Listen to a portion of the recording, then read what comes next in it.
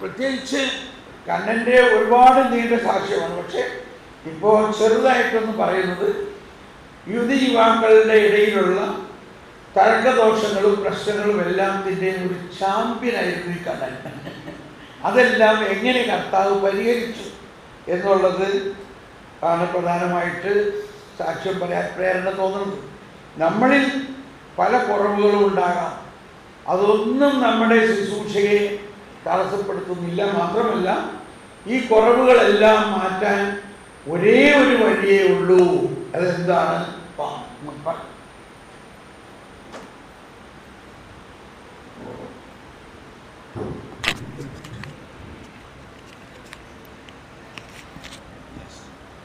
ഈശോമിശിഹായ്ക്ക് സ്തുതിയായിരിക്കട്ടെ. സുഖമാണല്ലോ. നമുക്ക് കുരിശ് വരച്ചിട്ട് തുടങ്ങിയാലോ? പിതാവിൻ്റെയും പുത്രൻ്റെയും പരിശുദ്ധാത്മാവിൻ്റെയും നാമത്തിൽ ആമേൻ. നമ്മൾ എപ്പോഴെങ്കിലും ചിന്തിച്ചിട്ടുണ്ടോ ഈ കുരിശ് വരക്കുന്നതിൻ്റെ അർത്ഥം? പല അർത്ഥങ്ങളും നമ്മൾ പഠിച്ചിട്ടുണ്ടാവും അല്ലേ? ഇതിൽ കാതലായ ഒരർത്ഥം ഞാൻ പറയട്ടെ, നിങ്ങൾക്കറിയാമായിരിക്കും ഒരു പക്ഷേ. പിതാവ് നമ്മൾക്ക് പുത്രനെ നൽകി.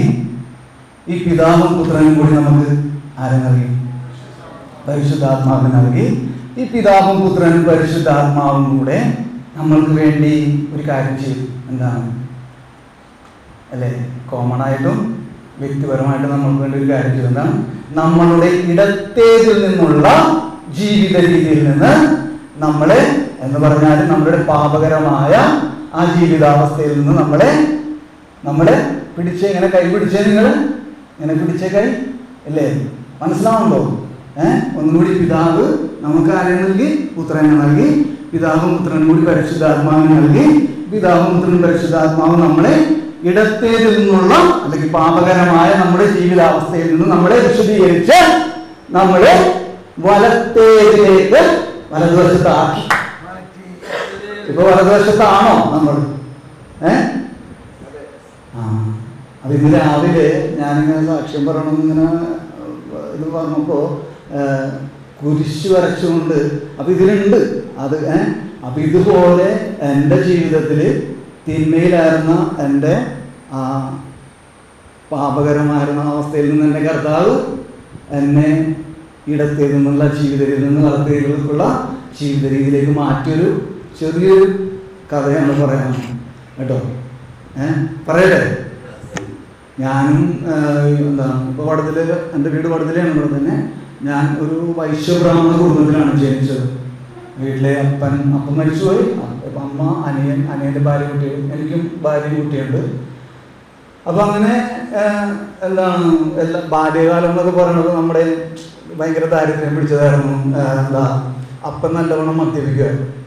അപ്പം ലിക്കർ DC ജോഹർ എന്ന് പറഞ്ഞ ലിക്കറിൽ ആ കമ്പനിയിലായിരുന്നു വർക്ക് ചെയ്യുന്നുണ്ട്. അപ്പം അപ്പൻ 14 വയസ്സിൽ ഇങ്ങനെ മദ്യപിക്കാനായിരുന്നു. അപ്പം നിങ്ങൾക്ക് ഊഹിക്കാമല്ലോ, എൻ്റെ ജീവിതത്തിലൊന്നും ഞാൻ അപ്പനെ പറയുമ്പോൾ ഇപ്പോൾ ഒരിക്കലും എൻ്റെ അപ്പൻ ജീവനോടില്ല, ഒരിക്കലും അദ്ദേഹത്തിന് ഞാൻ കുറ്റപ്പെടുത്തി പറയില്ല. പക്ഷെ ഞാൻ ആലോചിക്കുമ്പോൾ, പഴയ കാലത്ത് നിന്ന് ആലോചിക്കുമ്പോൾ, എൻ്റെ അപ്പനൊരു നല്ല അപ്പൻ ആയിരുന്നില്ല. എൻ്റെ അപ്പൻ നല്ലൊരു മനുഷ്യനായിരുന്നു. എൻ്റെ അപ്പനൊരു നല്ല അപ്പനായിരുന്നില്ല എനിക്ക് എൻ്റെ അനുഭവത്തിൽ. പക്ഷെ പിന്നീട് ഞാൻ എൻ്റെ അപ്പനെ സ്നേഹിക്കാൻ വേണ്ടി നിന്നപ്പോൾ എൻ്റെ അപ്പൻ ഈ ഭൂമിയിൽ നിന്ന് പോയി. അത് ഒരിത്. അപ്പോൾ അങ്ങനെ ആ ബാല്യകാലത്തിൽ എനിക്ക് നല്ല ഓർമ്മകളൊന്നുമില്ല. അങ്ങനെ സ്കൂൾ ജീവിതത്തിലേക്ക് കടന്നു. 8ാം ക്ലാസ്സിൽ 3 കൊല്ലം തോറ്റു. അങ്ങനെ ഞാൻ ജോലിക്കിറങ്ങണ ബസ് പണിക്കും അങ്ങനെയുള്ള എല്ലാവിധ ജോലികളിലും ഞാനിങ്ങനെ പോകാറുണ്ട്. അപ്പോൾ അങ്ങനെ പതുക്കെ 12. അപ്പോൾ അമ്മ ഞങ്ങളെ എന്താ പറയുക നോക്കാൻ വേണ്ടിയിട്ട് വീടി തീർക്കുക. അപ്പോൾ ആ 12 വയസ്സിൽ ഞാൻ ഈ വീടി വലിക്കാൻ തുടങ്ങി. അല്ലേ, ഫ്രീ ആയിട്ട് കിട്ടുകയാണ്. അപ്പോൾ വീടി വലിക്കാൻ തുടങ്ങി. അപ്പോൾ ഇങ്ങനെ വന്നപ്പോൾ പിന്നെ 14 വയസ്സായപ്പോഴത്തേക്കും ഈ മദ്യപിക്കാനും തുടങ്ങി. അപ്പം ഇങ്ങനെയുള്ള ജീവിതം മുന്നോട്ട് പോകുന്ന സമയത്താണ് സ്കൂളിൽ നിന്നൊക്കെ പറഞ്ഞു വിടണേ. അപ്പം അങ്ങനെ എനിക്ക് 15 വയസ്സായപ്പോഴത്തേക്കും കുറച്ചും കൂടി ഒരു പ്രമോഷൻ കിട്ടുകയാണ് ലഹരി ജീവിതത്തിൽ. എന്ത് ചെയ്തു? പതിയെ കഞ്ചാവ് വലിക്കാനായിട്ട് തുടങ്ങി. അപ്പോൾ അതെന്താണെന്ന് വെച്ച് കഴിഞ്ഞാൽ, ഞാൻ നേരത്തെ വീട്ടിലൊക്കെ ചെല്ലുമ്പോൾ അപ്പനും അമ്മയൊക്കെ ആയിട്ട് എപ്പോഴും വഴക്കായിരിക്കും. അപ്പോൾ നേരത്തെ വീട്ടിൽ ചെല്ലുമ്പോഴും ഇതൊക്കെയാണതാണ്, പിന്നെ എന്തിനാണ് നേരത്തെ വീട്ടിൽ പോകണേ എന്നുള്ള അർത്ഥത്തിൽ ഞാൻ പതുക്കെ പുതിയ മേച്ചിൻപുറങ്ങൾ തേടി ഇറങ്ങുകയാണ്. നമുക്കൊരു സമാധാനമില്ല. അപ്പം നമ്മളെ കേൾക്കാൻ ആരുമില്ല. ഇതൊക്കെ ഭയങ്കര പോയിന്റാണല്ലോ. നമ്മളെ കേൾക്കാൻ ഈ ഭൂമിയിൽ നിന്ന് ആരും ഇല്ല. ഞാൻ പറഞ്ഞല്ല, ഫ്രാൻസിസ് മാർപ്പാപ്പ പറഞ്ഞത്. മനസ്സിലാവണം. അത് ഏറ്റവും വലിയ അപകടം പിടിച്ചൊരവസ്ഥയാണ് ഈ ലോകത്തിൻ്റെ എന്ന് പറയുന്നത്. അപ്പം അങ്ങനെ ഇപ്പം എൻ്റെ വിഷമങ്ങൾ പറയാനും ഇപ്പം ആരുമില്ല. എൻ്റെ അപ്പൻ എന്നെ കേൾക്കാനില്ല, എൻ്റെ അമ്മ കേൾക്കുന്നില്ല, അനിയനോട് പറയാനും പറ്റില്ല, പിന്നെ വേറെ. അപ്പം ഞാൻ പതുക്കെ എൻ്റെ സുഹൃത്തുക്കളുടെ ഇടയിൽ പോയിരിക്കുമ്പോൾ അപ്പം നോക്കുമ്പോൾ അവർ കഞ്ചാവ് വലിക്കുകയാണ്. അപ്പം ഞാൻ ഈ ലഹരി ഉപയോഗിക്കാൻ തുടങ്ങിയത് അന്നത്തെ എൻ്റെ കാഴ്ച അല്ലെങ്കിൽ എൻ്റെ മെൻറ്റാലിറ്റി ഇങ്ങനെയായിരുന്നു, ഒരു സുഖം അല്ലേ, ഒരു രസത്തിന് വേണ്ടി. അങ്ങനെയാണ് ഞാൻ ആ ലഹരി ഉപയോഗിച്ചത്. അങ്ങനെ 16 വയസ്സായി. 17 വയസ്സൊക്കെ ഇപ്പോൾ നിങ്ങൾക്ക് അറിയാമായിരിക്കും, എറണാകുളത്തുള്ളവർ സൗത്തിൻ്റെ അവിടെ അന്താരം അല്ലേ, അന്താര കോളനി ഒരു കോളനിയുണ്ട്. എറണാകുളം ജില്ലയിൽ തന്നെ ഏറ്റവും വൃത്തിഹീനമായ ഇപ്പൊക്കെ ഇതാണ് കേട്ടോ. അപ്പം അന്നത്തെ കാലത്ത് അപ്പം അങ്ങനെ അവിടെയാണ് കഞ്ചാവ് സുലഭമായിട്ട് കിട്ടുക. അപ്പം ഞാൻ ഒറ്റയ്ക്ക് പോയിട്ട്, അത് വളരെ വലിയൊരു ഇതായിരുന്നു എനിക്ക്. കാരണം ഞാൻ ഒറ്റയ്ക്ക് പോയിട്ട് കഞ്ചാവ് മേടിച്ച് വലിക്കാന്ന് പറഞ്ഞാൽ എൻ്റെ ജീവിതത്തിൽ അന്ന് ആദ്യത്തെ വലിയൊരു സംഭവമാണ് എന്നെ സംബന്ധിച്ച്. അപ്പം അങ്ങനെ ഞാൻ ഒറ്റയ്ക്ക് പോയിട്ട് കഞ്ചാവ് മേടിച്ച് 16 വയസ്സൊക്കെ ഉള്ളപ്പോൾ പോയി മേടിച്ച് കഞ്ചാവ് മേടിച്ച് വലിക്കുക. അങ്ങനെ പതുക്കെ പതുക്കെ മുന്നോട്ട് പോയി. അങ്ങനെ പതുക്കെ 17-18 വയസ്സൊക്കെ നല്ലൊരു കഞ്ചാവ് വലിക്കാരനായി മാറി. അതിൻ്റെ ഇടയിൽ ചരസ് ഇങ്ങനെയൊക്കെയുള്ള സാധനങ്ങളൊക്കെ ഉപയോഗിക്കാൻ തുടങ്ങി. അപ്പം പതുക്കെ 19-20 വയസ്സിൻ്റെ അടുക്കലായപ്പോഴത്തേക്കും പതുക്കെ നിങ്ങളെല്ലാം പറയുന്നൊരു ഇഞ്ചക്ഷൻ അല്ലെ, അതിനെ പറയുന്നത് TDGC എന്ന് പറയും. അത് 80 കാലഘട്ടങ്ങളിലോ ആ കാലഘട്ടത്തിൽ മയക്കുമരുന്നായിട്ട് നിരോധിച്ചൊരു മരുന്നാണ്, പെയിൻ കില്ലറാണ് അല്ലെ, ക്യാൻസർ പേഷ്യന്റ് കൊടുക്കുന്ന പെയിൻ കില്ലറാണ്. അപ്പോൾ TDGC ഇപ്പം അതിൻ്റെ പേരൊക്കെ മാറി. അപ്പം ഏത് കാലഘട്ടത്തിൽ, ഇനി വരാനിരിക്കുന്ന കാലഘട്ടത്തിലാണെങ്കിൽ പോലും ഏറ്റവും ഭയാനകമായ ഒരു ലഹരിയാണ് എന്ത് TDGC എന്ന് പറയുന്നത്. അത് നമ്മുടെ വെയിനിലൂടെ ബ്ലഡിലേക്കാണ് അത് പോകുന്നത്. അപ്പോൾ HIV വരാനൊക്കെ പെട്ടെന്ന് എൻ്റെ കൂടെ ഒരുപാട് ഫോട്ടോസിലും മട്ടാഞ്ചേരിയിലും പള്ളുത്തിലുള്ള എന്താ എയ്ഡ്സ് രോഗികൾ ഒരു ജീവനോടുണ്ടോ എന്ന് എനിക്കറിയില്ല. ഞാൻ അവരോടൊപ്പം ഭക്ഷണം കഴിക്കുകയും അല്ലേ, അവരോടൊപ്പം ഇതൊക്കെ ഉപയോഗിക്കുകയും ചെയ്യാറുണ്ട്. പക്ഷേ കർത്താവിൻ്റെ കരുണയാണ് ഞാനൊരു HIV രോഗിയായി മാറാതിരുന്നതെന്ന് പറഞ്ഞാൽ അത് ഞാനിപ്പോൾ ആലോചിക്കണേ പറഞ്ഞു വരുമ്പോഴേ. അപ്പം അങ്ങനെ 19-20 വയസ്സിൽ ഞാൻ ഈ ആംബ്യൂൾ ഉപയോഗിക്കാൻ തുടങ്ങി. അങ്ങനെ ഒരു ദിവസം, അതായത് ഒരു 2026 വർഷങ്ങൾക്ക് മുൻപ്, അപ്പം എൻ്റെ വീടിൻ്റെ അടുത്ത് ഡോൺ ബോസ്കോ എന്ന് പറഞ്ഞിട്ടൊരു പള്ളിയുണ്ട്. അപ്പം എൻ്റെ ജീവിതത്തിൽ ഏറ്റവും കൂടുതൽ തിന്മ ഞാൻ ചെയ്തിട്ടുള്ളത് അല്ലെങ്കിൽ അതിനുള്ള സാഹചര്യം പള്ളിപ്പുറങ്ങളായിരുന്നു. അപ്പം ഞാനിങ്ങനെ ചോദിക്കുമായിരുന്നു, INRI ഇങ്ങനെ എഴുതി വെച്ചിട്ടുണ്ട്. അപ്പം ഞാൻ സിമിത്തേരിയിലാണ് പോയിട്ട് കിടക്കുക. എൻ്റെ വീടിൻ്റെ ആ ഇടവകയിൽ പിന്നെ ഞാൻ അംഗമാണ്. മനസ്സിലായോ? അപ്പം അച്ഛൻ എനിക്കിപ്പോഴും ഓർമ്മയുണ്ട്. അച്ഛൻ കുർബാന സമയത്ത് ഞായറാഴ്ച ദിവസം അച്ഛൻ ഞങ്ങളെ ചൂണ്ടി, പാരിഷാറിൻ്റെ അവിടെ ഇരുന്ന് കഞ്ചാവലിക്കുന്ന ഞങ്ങളെ ചൂണ്ടിക്കാണിച്ച് പറയണത് ഇങ്ങനെ വാക്കുകളൊന്നും ഞാൻ എനിക്കിവിടെ പറയണേ. മനസ്സിലാണോ? അപ്പോൾ അങ്ങനെ ഒരു തിന്മ ആ പള്ളിപ്പറമ്പുകളിൽ ഒരുപാട് ഞാൻ ചെയ്തിരുന്നു എന്നുള്ളതാണ്. അപ്പം അങ്ങനെ ഈ ഡോൺ ബോസ്കോ പള്ളി വലിയ എന്താണ് ഫുട്ബോൾ ഗ്രൗണ്ടൊക്കെ ഉണ്ട് അവിടെ. അപ്പോൾ അവിടെ ഇരുട്ടത്ത് ഞങ്ങൾ പോയിരിക്കുകയാണ്. ഇരുട്ടത്ത് അവിടെ ടെക്കുണ്ട്, ഇരുട്ടത്ത് പോയിരിക്കും. ആ ഇരുട്ടത്ത് പോയിരിക്കുമ്പോൾ ആൾക്കാർക്ക് അറിയാം, എന്തറിയാം, അവിടുത്തെ ഡയറക്ടർ അച്ഛനറിയാം, എന്തറിയാം, ഞങ്ങൾ ലഹരി ഉപയോഗിക്കാൻ പോയി. പക്ഷെ ഞങ്ങളുടെ ഒരു ഗ്യാങ് എന്ന് പറഞ്ഞാൽ ഞങ്ങളുടെ അടുത്ത് വന്ന് ആരും ഒന്നും അങ്ങനെ സംസാരിക്കില്ല. സംസാരിച്ച വെറുതെ പ്രശ്നമാണ്, അതുകൊണ്ട് വെളിവില്ലാത്തവന്മാരാണ്, അതുകൊണ്ട് പ്രശ്നം ഉണ്ടാവില്ല. അപ്പം അങ്ങനെ. പക്ഷെ ഈ വൈദികൻ, ഈ ഡയറക്ടറായ ഈ വൈദികൻ വന്നിട്ട് ഞങ്ങളുടെ അടുത്ത് ഈ ഉടുപ്പൊക്കെ ഇട്ടിട്ട്, അപ്പം എനിക്ക് INRIയുടെ കഥ പറഞ്ഞു. INRI അത് ഞാനിങ്ങനെ ചോദിക്കുമായിരുന്നു. എൻ്റെ കൂടുതലും എൻ്റെ ഫ്രണ്ട്സ് എൻ്റെ ക്രിസ്ത്യാനികളായിരുന്നു. അപ്പം ഞാൻ ചോദിക്കുന്നു, എന്തുകൊണ്ടാണ് ഈ ഇങ്ങനെ കുരിശ് രൂപം, എന്തുകൊണ്ട് ഇങ്ങനെ വിവസ്ത്രനായി കിടക്കുന്ന ഒരു ദൈവം, അങ്ങനെയൊക്കെ ഞാൻ ചോദിച്ചിട്ടുണ്ട് കേട്ടോ ആ കാലഘട്ടത്തിൽ. INRI എന്ന് എഴുതി വെച്ചിരിക്കുന്നത് എന്താണെന്നൊക്കെ ചോദിച്ചിട്ടുണ്ട്. പക്ഷെ ഒരിക്കലും എനിക്ക് എൻ്റെ ക്രിസ്ത്യാനികളായ എൻ്റെ കൂട്ടുകാരിൽ നിന്ന് ഒരിക്കലും എനിക്കൊരു ഉത്തരം കിട്ടിയിരുന്നില്ല. അപ്പോൾ ഈ ഡയറക്ടറായ വൈദികൻ വന്നിട്ട് ഞങ്ങളുടെ അടുത്ത് പറയും, ഇങ്ങനെ പറയും, മക്കളെ നിങ്ങൾ വെട്ടത്ത് വന്നിരിക്കാൻ പറഞ്ഞു.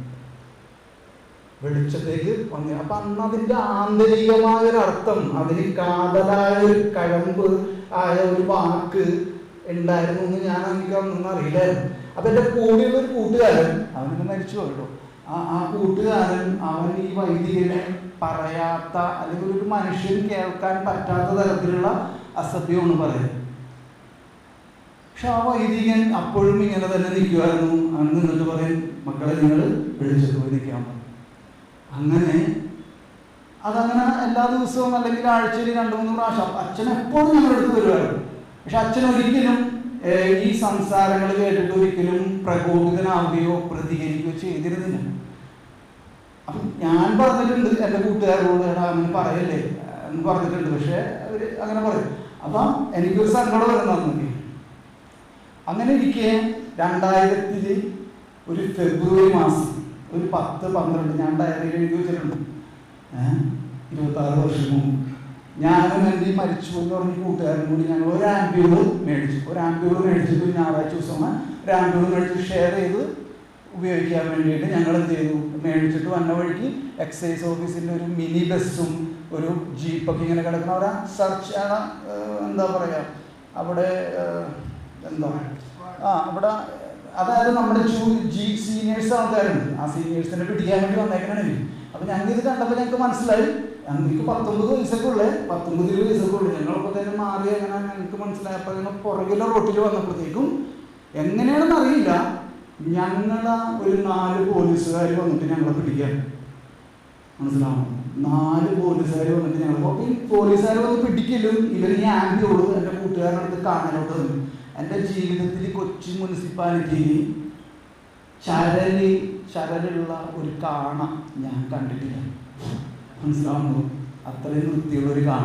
സാധാരണ രീതിയിൽ ഇപ്പം നിങ്ങൾ ചോദിക്കും, ഈ സാക്ഷ്യത്തിൻ്റെ ഇടയിൽ എന്തിനാണ് ഈ കാണയുടെ കഥയൊക്കെ പറയണത്? നിങ്ങൾക്കറിയോ, ആ കാണയിൽ ചരല് കിടന്നിരുന്നതും ദൈവഹിതമായിട്ട് ഞാൻ കാണുകയാണ്. അല്ല, ഞാൻ കണ്ടാലും കണ്ടില്ലെങ്കിലും അതെൻ്റെ ജീവിതത്തെ അത് ദൈവഹിതത്തിന് കൂട്ടിച്ചേർക്കപ്പെടുന്നതാണ്. ആ ചരല് പോകും. മനസ്സിലാവും. അപ്പം അതിൻ്റെ പ്രാധാന്യം. അപ്പം എന്തുകൊണ്ടാണെന്ന് വെച്ചാൽ നിങ്ങൾക്ക് എവിടെയെങ്കിലും ഒരു വൃത്തിയുള്ള കാണിച്ചു തരാം നമ്മുടെ ഈ സിറ്റിയിൽ. മനസ്സിലാവും. ഈ ആംബ്യൂൾ എന്ന് പറഞ്ഞാൽ വെറുതെ നിലത്തിരുന്ന പൊട്ടിപ്പോണ സാധനം. ഇതിങ്ങനെ വലിച്ചെറിഞ്ഞിട്ട് അത് പൊട്ടിയില്ല എന്ന് പറയുമ്പോൾ യഥാർത്ഥമായിട്ട് അത് എവിഡൻസും കിട്ടി. ഇതിന് വല്ലതും പറയാനുണ്ടോ? അപ്പം അങ്ങനെ ഈ പോലീസുകാരനാണെങ്കിൽ അത് ലാത്തി വെച്ചിട്ട് തോണ്ടി, അതൊക്കെ ലാത്തി വെച്ചെടുക്കേണ്ട കാര്യമില്ല, കൈ വെച്ചെടുക്കാം. നല്ലതായ എടുത്തു. അങ്ങനെ സർക്കിൾ ഇൻസ്പെക്ടറിൻ്റെ മുമ്പിൽ. അപ്പം പള്ളിയുടെ മുമ്പിലേക്ക് കൊണ്ടുപോകും. നിങ്ങൾ ആലോചിക്കണം, ഞായറാഴ്ച ദിവസമാണ് കുർബാന കഴിഞ്ഞ് 10 മണിക്ക് ആൾക്കാർ ഇറങ്ങുന്നത്. ഞങ്ങളുടെ നാട് തന്നെ, നമ്മളറിയുന്ന ആൾക്കാർ തന്നെ എല്ലാവരും നോക്കി നിൽക്കുകയാണ്. ഞങ്ങളെ ഇതുമായിട്ട് കൊണ്ടുവന്നിട്ട് ഈ പള്ളിയുടെ ഫ്രണ്ടിൽ കൊണ്ടുവന്ന് നിർത്തിയിരിക്കുക. ഡോൺ ബോസ്കോ പള്ളി അറിയാവുന്നവർക്കൊക്കെ അറിയാൻ പറ്റുമായിരിക്കും. അവിടെ ഒരു ഉറക്കന്മാരുണ്ടായിരുന്നു ഫ്രണ്ടിൽ, അതൊക്കെ വെട്ടിക്കളഞ്ഞു. അപ്പോൾ അവിടെ കംപ്ലീറ്റ് എല്ലാവരും നോക്കി നിൽക്കുകയാണ്. പള്ളിയിൽ നിന്ന് ഇറങ്ങുന്ന ഒരു ബസ്സൊക്കെ നിർത്തിയിട്ട് എന്തോ വലിയ സംഭവം. അപ്പോൾ ഇവർ പറയണത് ഞങ്ങളുടെ ഈ 25 ഞങ്ങൾ വിൽപ്പനക്കാരാണ്, 25 എണ്ണം ഞങ്ങളുടെ ഇനിയുണ്ട്, അത് എടുത്തു കൊടുക്കാൻ. അപ്പം ഞങ്ങൾ പറഞ്ഞു, സാറേ ഞങ്ങളത് അടിക്കാനും മേടിച്ചതാണ്, അല്ലാതെ ഞങ്ങൾ. അപ്പം പിന്നെ കിറ്റ് എന്ന് പറഞ്ഞാൽ സിറിഞ്ചിനെയാണ് കിറ്റ് എന്ന് പറയട്ടോ. അപ്പോൾ കിറ്റ് അപ്പുറത്തിരിപ്പുണ്ട്, അത് വേണമെങ്കിൽ എടുത്തു തരാമെന്ന് പറഞ്ഞു. പക്ഷെ ഇവർ സമ്മതിക്കണില്ല. അപ്പം ഇങ്ങനെ ഓരോ സംസാരങ്ങൾ നടന്നുകൊണ്ടിരിക്കുന്ന സമയത്ത്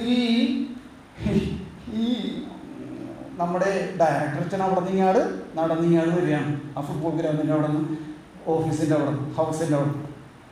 അച്ഛൻ അടുത്തടുത്ത് വരുന്നതോറും എൻ്റെ ഹൃദയം പിടിക്കാൻ തുടങ്ങി. കാരണം അച്ഛനും കൂടി നെഗറ്റീവല്ലേ, അച്ഛനും കൂടി ഇപ്പോൾ പറയുമ്പോൾ കാര്യങ്ങൾ ഇതായിരുന്നു.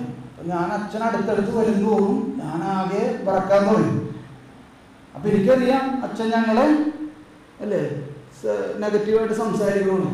അങ്ങനെ സർക്കിൾ ഇൻസ്പെക്ടറും അച്ഛനും കൂടി സംസാരിച്ചുകൊണ്ട് നേരെ ഇവർ രണ്ടുപേരും ഹൗസിലേക്ക് പോയി.